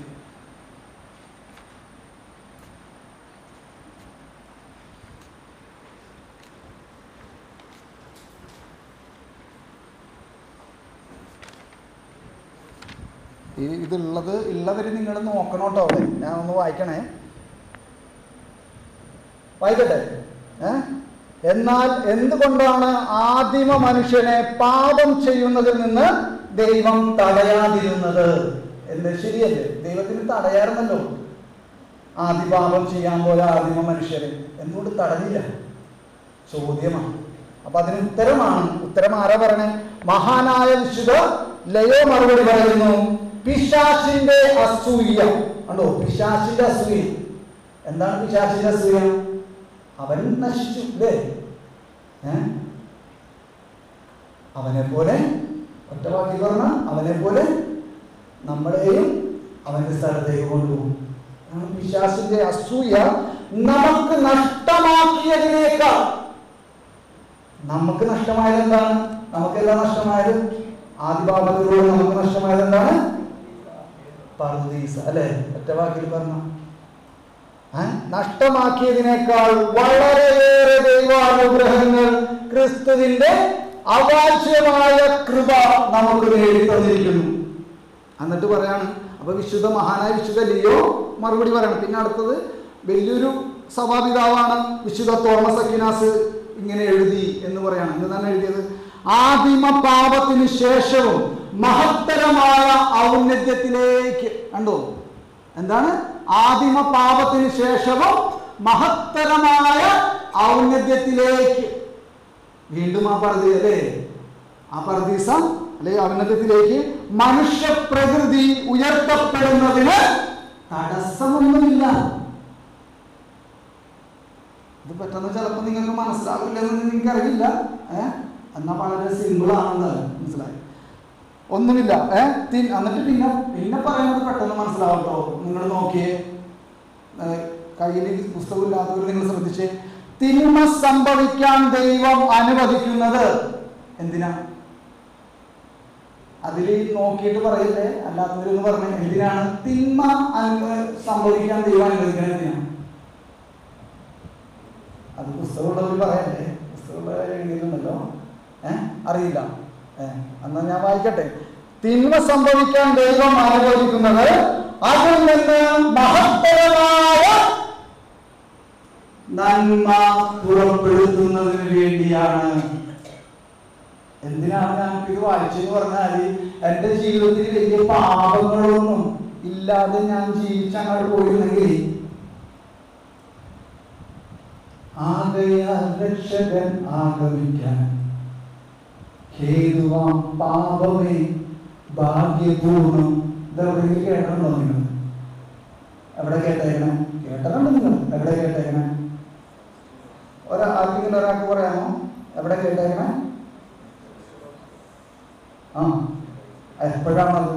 എപ്പോഴാണ് നമ്മൾ കേൾക്കുന്നത്? അതായത് നമ്മുടെ ലത്തീൻ ആരാധന ക്രമത്തിലെ ദൈവാലയത്തിലേക്ക് നമ്മൾ ചെല്ലുമ്പോൾ ബലിപീഠത്തിൽ റോമൻ മിസൽ ഇരിപ്പുണ്ടോ അല്ലേ? പെസഹ പ്രഘോഷണം എന്ന ഗാനാലാപനത്തിൽ പ്രാർത്ഥനാ ഗീതത്തിൽ എന്ത് എഴുതിയിരിക്കുന്നു? ഓ ഭാഗ്യകാരണമായ അപരാധനെ. എന്തിനെ നോക്കിക്കാൻ? സഭ എന്തിനെ നോക്കിയാണ് പറയുന്നത്? സഭ എന്തിനെ നോക്കി പറയുന്നു? ആദ്യ പാപത്തിനെ നോക്കിയിട്ട് സഭ പറയാണ്, ഉറ്റുനോക്കിക്കൊണ്ട് സഭ പറയാണ് എന്താണ്? ഓ ഭാഗ്യകാരണമായ അപരാധമേ. എന്തിനാ നോക്കിയാണ് പറഞ്ഞേ? ആ ആദ്യ പാപത്തിനെ നോക്കിയിട്ട് ഇങ്ങനെയൊക്കെ പറയാമോ?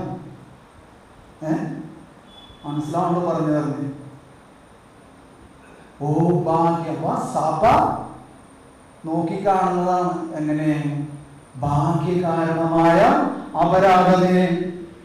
ഇത്ര മഹാനായ ഒരു രക്ഷകനെ നീ ഞങ്ങൾക്ക് നേടിത്തന്നല്ലോ. കണ്ടോ? ആദ്യ പാപമില്ലായിരുന്നെങ്കിൽ യേശു ഇല്ലായിരുന്നു. വരേണ്ട കാര്യമുണ്ടോ? ഉണ്ടോ? നിങ്ങൾക്ക് എൻ്റെ കാര്യവും ഇതുമായിട്ട് കണക്ഷൻ കിട്ടുന്നുണ്ടോ? എൻ്റെ ജീവിതത്തിൽ ഇത്രയും തിന്മ അനുഭവിച്ചില്ലായിരുന്നെങ്കിൽ ഒരുപക്ഷെ യേശു എന്ന രക്ഷകനെയും ആ ദൈവത്തിൻ്റെ അനുഭവത്തെ ഞാൻ എനിക്കറിയാം.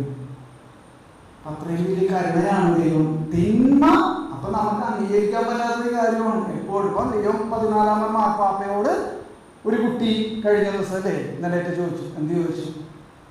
ചിലർക്ക് മാത്രം എന്താണ് ഇങ്ങനെ എന്ന്, ഇങ്ങനെയൊക്കെ സംഭവിക്കണമെന്ന് പറഞ്ഞിട്ട്.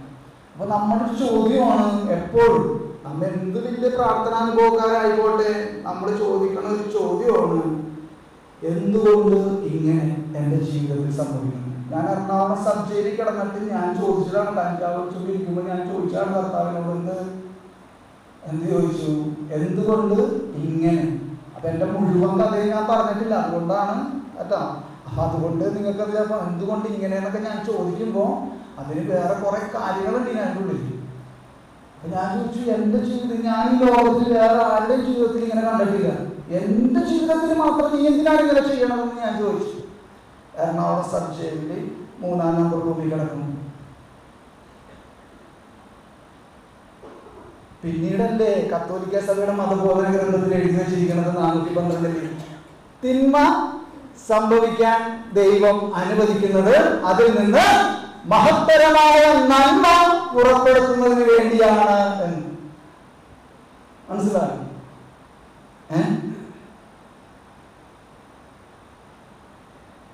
Praise the Lord.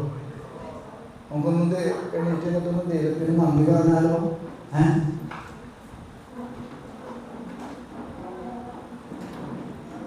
ഒന്ന് സ്തുതിക്കാമോ? Hallelujah, praise you Lord, thank you Lord, praise you Jesus. Hallelujah, hallelujah, hallelujah. Thank you Lord, praise you Lord, praise you Jesus.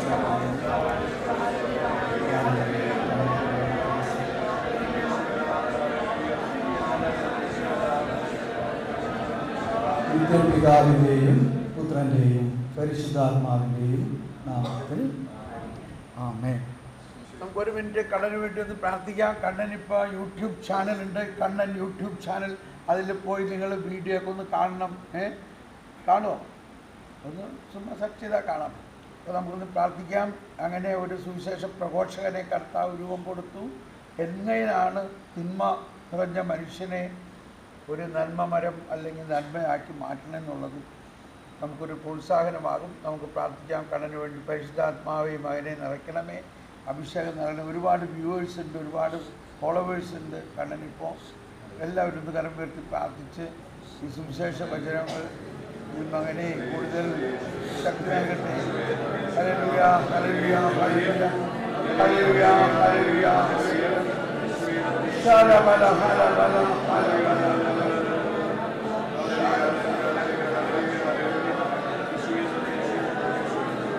The anointing of the Lord come down. Let the anointing of the Lord come down. The anointing of the Lord from heaven come down.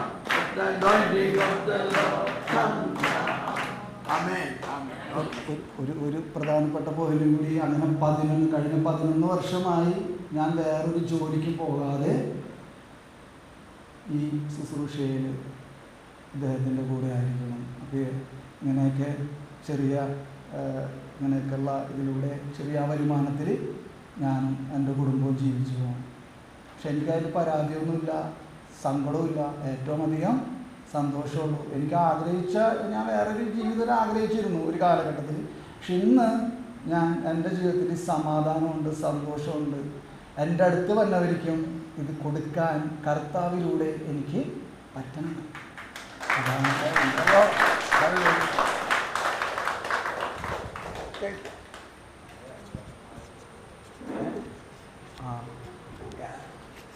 നമുക്കൊരു ചെറിയ break എടുത്തിട്ട് അടുത്ത ശുശ്രൂഷയിലേക്ക് കയറാം. 15 minutes break.